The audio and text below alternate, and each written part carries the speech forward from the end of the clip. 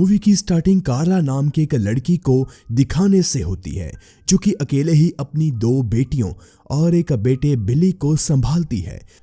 आगे जब कार्ला फ्रेश हो रही थी तभी कोई एंटिटी उसे एक मुक्का मारती है, जिसके बाद वो उसे बेड पर लिटाकर उसके साथ इंटीमेट होती है। उस एंटिटी ने कार्ला के मुंह को कुशन से दबा रखा था, जिसके कारण उसकी आवाज तक नहीं निकल रही थी। वही एंटिटी के वहां से जाने के बाद कार्ला जोर से चिल्लाती है। उसकी आवाज सुनकर बिली और उसकी सिस्टर्स वहां पर आती हैं। कार्ला बिली को पूरे घर में छानबीन करने का कहती है, मगर बिली को घर में कोई नहीं दिखता, जिसके बाद कार्ला बच्चों को सुलाकर बेडरूम में बुक पढ़ने लगती है।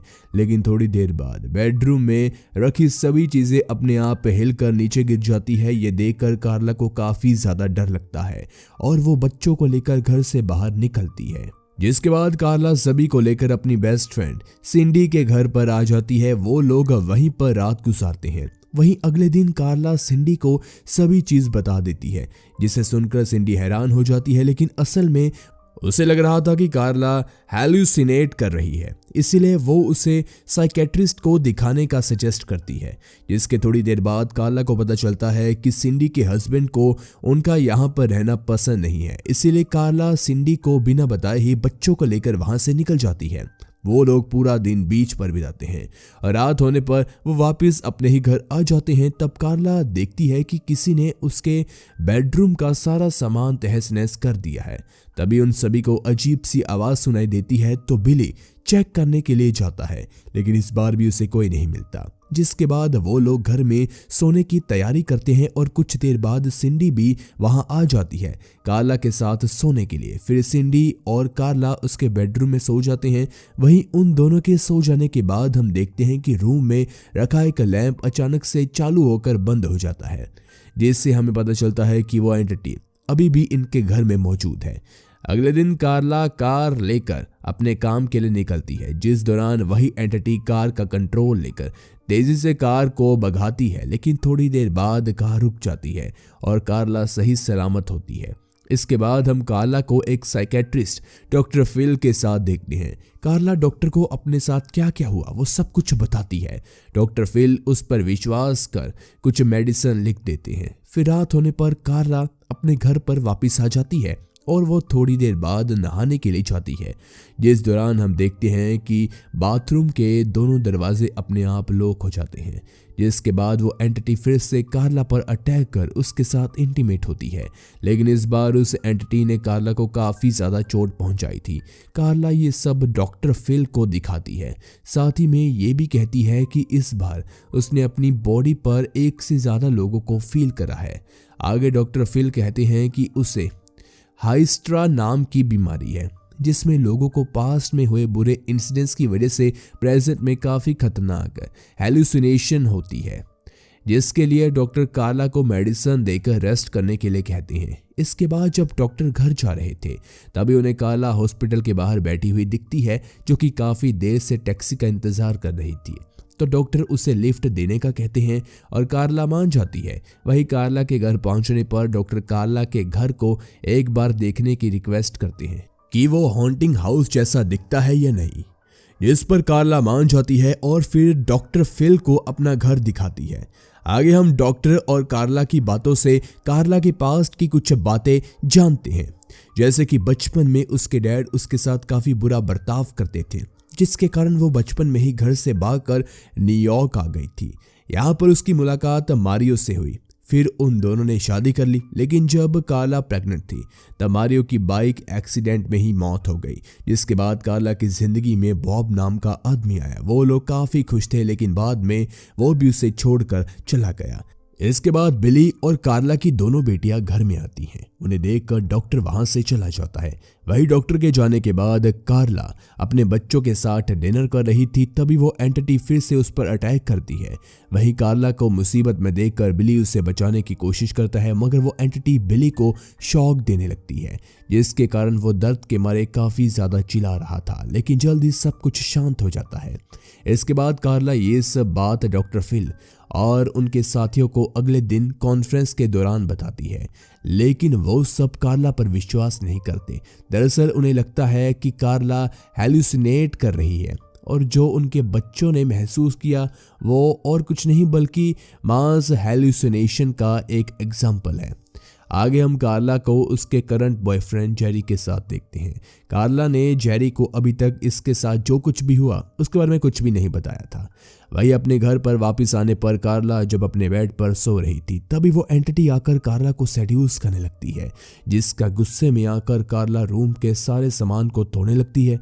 अगले दिन कार्ला ये बात फिर से डॉक्टर फिल को बताती है।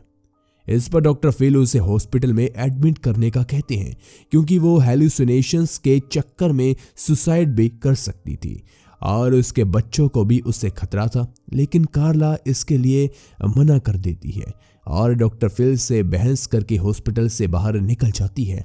आगे हम कार्ला को सिंडी के घर पर देखते हैं। दरअसल वो अपने घर पर रहने से डर रही थी और जब सिंडी अपने हस्बैंड के साथ बाहर जाती है तब वो एंटिटी सिंडी के घर पर भी आ जाती है और सिंडी के घर की सारी विंडोज को तोड़ देती है। ये नज़ारा सिंडी और उसके हस्बैंड भी देख लेते हैं, जिसके कारण कार्ला को काफ़ी अच्छा लगता है कि इसके अलावा किसी और को भी एंटिटी पर विश्वास है। अगले दिन वो दोनों बुक स्टोर जाकर इन सभी घटनाओं के बारे में जानकारी लेने की कोशिश करते हैं। यहाँ पर कार्ला को जेने और जॉय नाम के दो स्टूडेंट्स मिलते हैं जो कि पारासाइकोलॉजी के स्टूडेंट हैं और वो लोग ऐसे ही घटनाओं पर रिसर्च करते हैं, जिसके बाद कार्ला उन दोनों को अपने घर पर लेकर आती है और वो सब कुछ बताती है जो अभी तक उसके साथ हुआ। कार्ला को लग रहा था कि वो दोनों उसकी बातों को मजाक में ले रहे हैं और जब वो दोनों वहां से जा रहे थे तभी घर की सारी चीजें हिलने लगती है। उन्हें अजीब सी स्मेल आ रही थी, साथ ही में वहां पर ठंडी हवा भी चलती है। अब ये सब देखने के बाद वो दोनों समझ जाते हैं कि कार्ला उनके साथ मजाक नहीं कर रही और फिर वो दोनों अपने कुछ इक्विपमेंट्स लेकर कार्ला के बेडरूम में सेटअप करते हैं ताकि अगर वो एंटिटी दोबारा आए तो वो लोग उसे कैमरा में कैद कर सके। और ऐसा ही होता है, वो एंटिटी लाइट के फॉर्म में उनके सामने आती है और वो कार्ला को टच नहीं कर पा रही थी। ये देखकर कार्ला काफ़ी ज़्यादा खुश हो जाती है।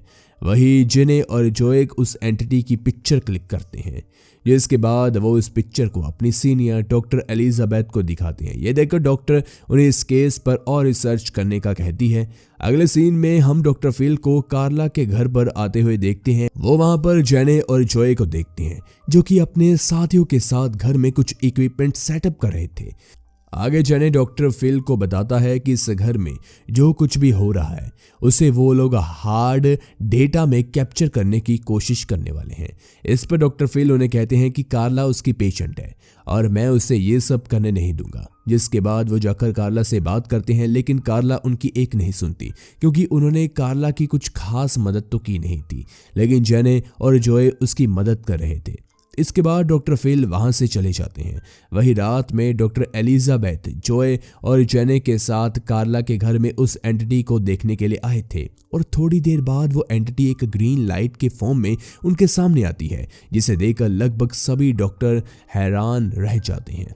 आगे डॉक्टर एलिजाबेथ कहती है कि दुनिया में अलग अलग डिमेंशंस होती है और शायद ये एंटिटी उन्हीं में से किसी एक डिमेंशन से हमारी डिमेंशन में आ गई हो।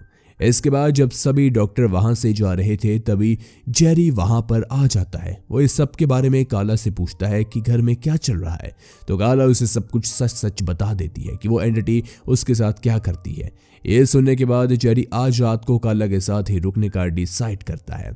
आगे जेरी कार्ला का मुंह ठीक करने के लिए उसे एक ड्रेस गिफ्ट में देता है और पहन कर आने के लिए कहता है। इसके थोड़ी देर बाद जब जेरी कार्ला को देखने के लिए जाता है तब वो देखता है कि उस एंटिटी ने फिर से कार्ला पर अटैक कर दिया है और वो उसे सेड्यूस कर रहा है। जेरी कार्ला को बचाने की कोशिश करता है मगर वो एंटिटी जेरी को दूर फेंक देती है।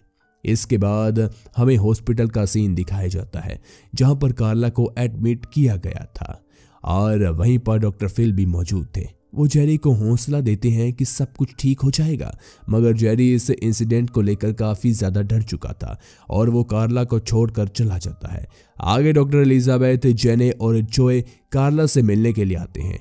वो लोग कार्ला के साथ एक ऐसा एक्सपेरिमेंट करने का कहते हैं जो उन्होंने आज से पहले कभी ट्राई भी नहीं किया था, जिस पर कार्ला मान जाती है क्योंकि वो किसी भी तरह उस एंटिटी से छुटकारा पाना चाहती थी।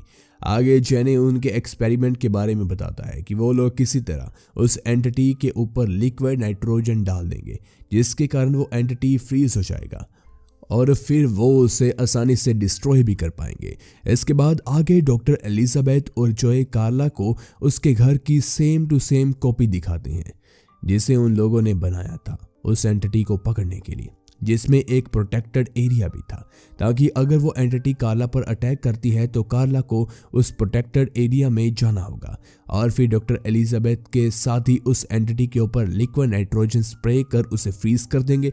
इस एक्सपेरिमेंट को देखने के लिए डॉक्टर फिल अपने सीनियर डॉक्टर के साथ वहां पर आते हैं।